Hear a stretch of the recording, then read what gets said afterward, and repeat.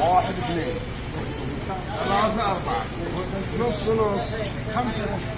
هشام، عدد الحمام في نادي القطيف 7523 طير طير في سباق.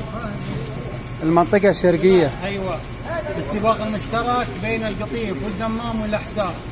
طبعا اول مره في تاريخ المملكه يصير نادي يودي في سباق 470 كيلو 7500 وشوي حمام.